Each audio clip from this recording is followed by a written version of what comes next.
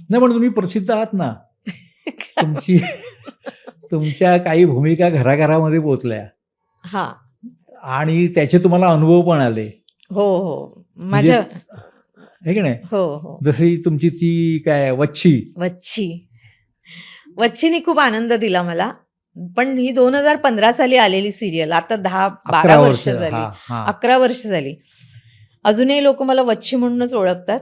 अवघी 1-1.25 वर्ष चाललेली ही सिरियल.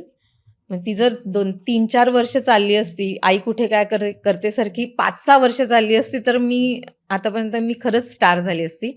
मी त्या 1-1.25 वर्षात सुद्धा मी स्टार झाले होते.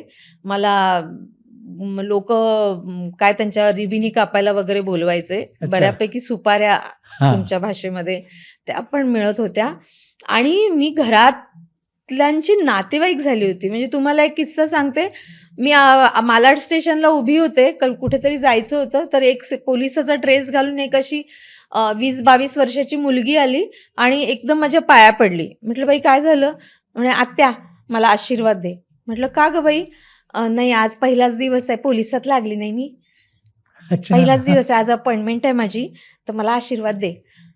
तिला मला इतकं भरून आलं. म्हटलं या पोरीला का वाटलं असेल माझ्या पाया पडावं. तिला मिठीत घेतलं. म्हटलं बाळा तुला खूप शुभेच्छा. तर वच्छीने मला असे खूप अनुभव दिले. एक लग्नात मी गेले होते, तिथे एक बाई आली आणि म्हणजे आता हे काहीही याच्यामध्ये खोटं नाही आहे. ती बाई आली आणि माझ्या गळ्यात पडून ढसाढसा रडली.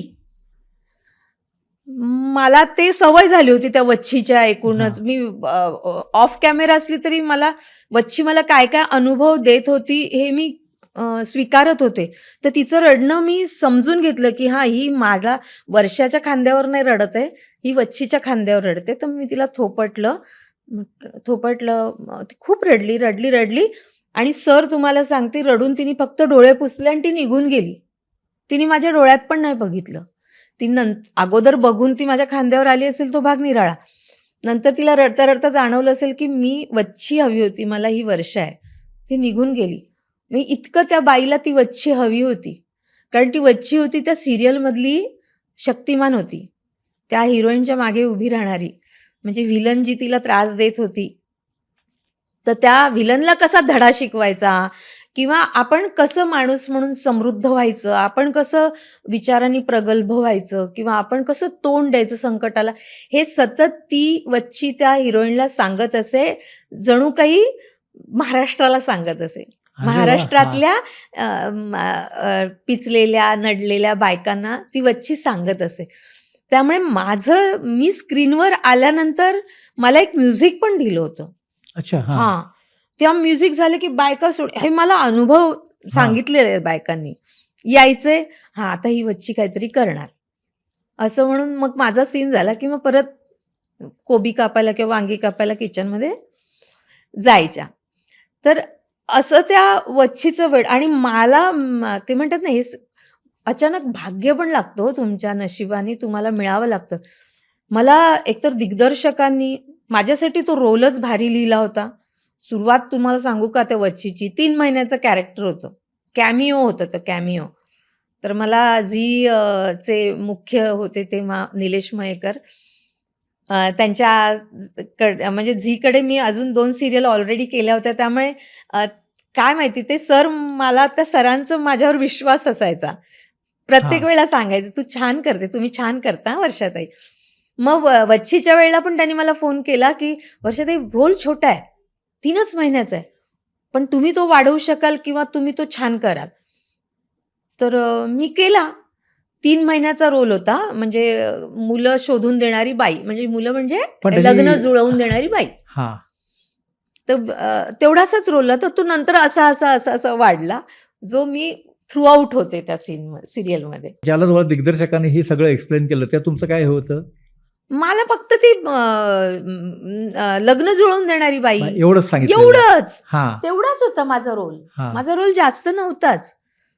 एकदम हिरोईनचं लग्न झालं की माझा रोल संपणार होता. फक्त काय झालं, ती जी वच्छी आहे, ती ज्या घरात हिरोईन लग्न करून जाणार असते, त्या तिच्या सासूची ही दूरची बहीण असते, दूरची बहीण. का नणंद असते का आत्या म्हणायचे ना, हा नणंद असते, त्यामुळे त्या सासूला माझा पण राग असतो अच्छा. आणि हां. मला पण तिचा राग असतो. कुठेतरी कुठल्या तरी याच्यात तिने माझा अपमान केलेला असतो, म्हणून मी तिला अशी मुलगी शोधून देते की ती जी तिच्या डोक्यावर मिऱ्या वाटेल. अच्छा. हां. तर असा फक्त एक वन लाईनर होता हां, आणि हां. मग मुलीचं लग्न झालं, मुलगी घरात गेली, मुलीनी धोबडवायला सुरुवात केली सासूला की माझा रोल संपणार होता.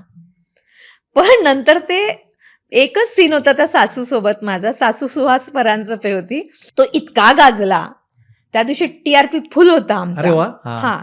मग काय, मग चॅनलचं असं असतं ना, की अरे ह्या दोघींचं कॉम्बिनेशन जुळतंय. ह्यांच्या 1 टू 1 टू 1 टू मस्त वाटतंय. चला आता असेच सीन लिहून आणा. झालं, बाई फिक्स झाल्या मग.